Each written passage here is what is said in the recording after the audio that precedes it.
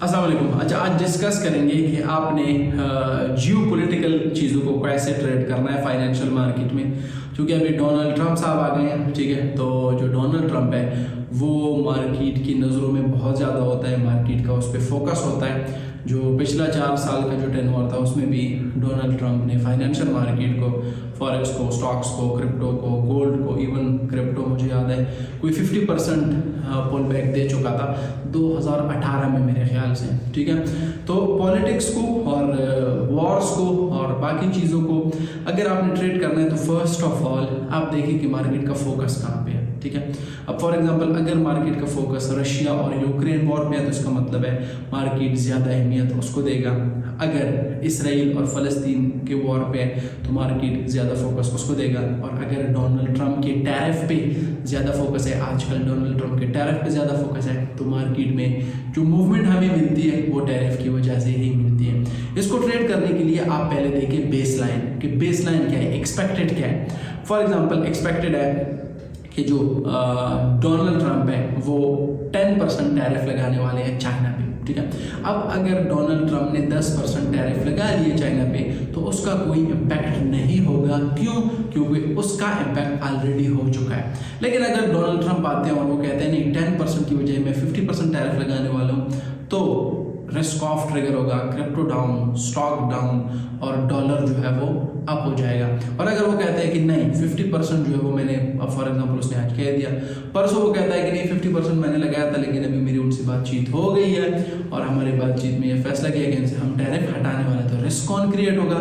Risk on तो stock market भी strong होगा, क्रिप्टो भी स्ट्रॉन्ग होगा और उसके अलावा डॉलर जो है वो नीचे की तरफ आता है। इसके अलावा अगर वॉर्स को आपने ट्रेड करना है तो वॉर में एक तो होती है एग्जिस्टिंग वॉर जो चल रही होती है, तो वो ज़्यादातर मार्केट को मूव नहीं कर रही होती। फॉर एग्जांपल रशिया और यूक्रेन का वॉर बिल्कुल चल रहा है, फ़लस्तीन और इसराइल का जो वॉर है वो बिल्कुल चल रहा है। लेकिन अगर आप देखें तो मार्केट में उस पर ज़्यादा फोकस नहीं है, ना ही मार्केट में उससे ज़्यादा मूवमेंट हमें मिलती है। लेकिन इसकी वजह से भी हमें मूवमेंट मिल सकती है अगर फॉर एग्जांपल रशिया और यूक्रेन के जंग में यूके ने भी कदम जो है वो जमा दी और यूके भी उसमें शामिल हो गया, तो फिर दोबारा मार्केट का फोकस उस पर हो जाएगा।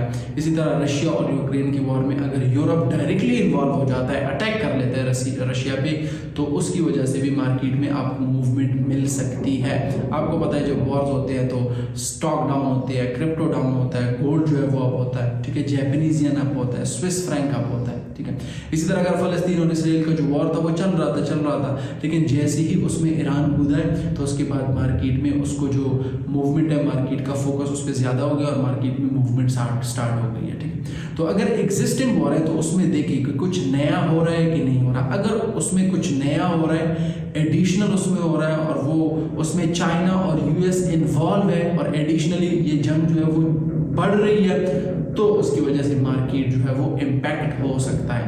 इसके अलावा देखिए टैरिफ मैंने आपको समझा दिया, पॉलिटिक्स का भी मैंने आपको समझा दिया, वॉर्स का भी मैंने आपको समझा दिया। दूसरा जो आता है वो आता है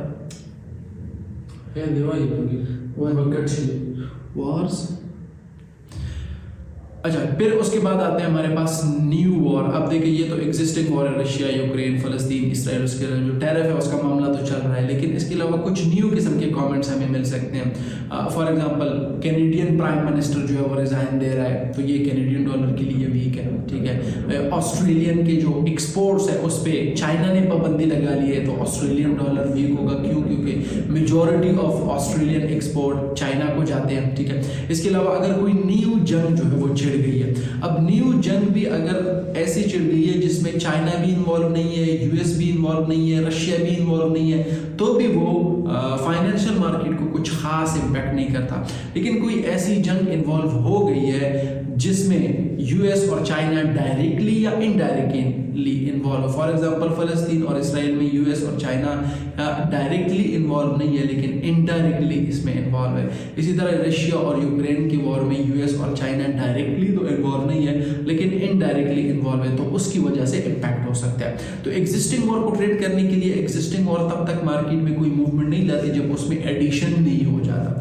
न्यू वॉर अगर स्टार्ट होता है उसमें देखिए रशिया और चाइना उसमें है, रशिया, चाइना और यूएस उसमें है, तो ठीक है, अदरवाइज वो मार्केट को मूवमेंट मूवमेंट नहीं कराता। इसके अलावा टैरिफ में आपने देखना है कि अगर डोनाल्ड ट्रंप जो है वो टैरिफ लगाता है, लेकिन क्या उससे ज़्यादा ट्रंप टैरिफ लगाने वाला है परसेंटेज वाइज या कम परसेंटेज वाइज? अगर ज़्यादा लगाते हैं तो स्टॉक क्रिप्टो के लिए नेगेटिव है, डॉलर के लिए पॉजिटिव है। कम लगाते हैं तो स्टॉक और क्रिप्टो के लिए पॉजिटिव है, डॉलर के लिए नेगेटिव है। इसी तरह पॉलिटिक्स में भी प्राइम मिनिस्टर या फाइनेंस मिनिस्टर या उसके एक्सपोर्ट्स पे पाबंदी लग गई है या कुछ और मसला हो गया है तो भी जो लोकल स्टॉक मार्केट है या लोकल उसकी करेंसी है वो इम्पैक्ट हो सकती है। लेकिन मेजोरिटी जितनी भी सारे मार्केट्स है वो यूएस और चाइना अगर किसी चीज़ में इन्वॉल्व है तो वो इम्पैक्ट होते हैं। लेकिन अगर फॉर एग्जांपल ऑस्ट्रेलिया के प्राइम मिनिस्टर ने रिजाइन दे दिया तो वो सिर्फ और सिर्फ ऑस्ट्रेलियन करेंसी को इम्पैक्ट करता है, बाकी स्टॉक क्रिप्टो वगैरह सारी चीज़ों को इम्पैक्ट नहीं करता। लेकिन जो ऑल मार्केट का इम्पैक्ट है कि सारे मार्केट किसकी वजह से इम्पैक्ट हो सकते हैं, वो यूएस और चाइना की वजह से। ये दो जो है वो बड़े मेन प्लेयर हैं। Thank you very much.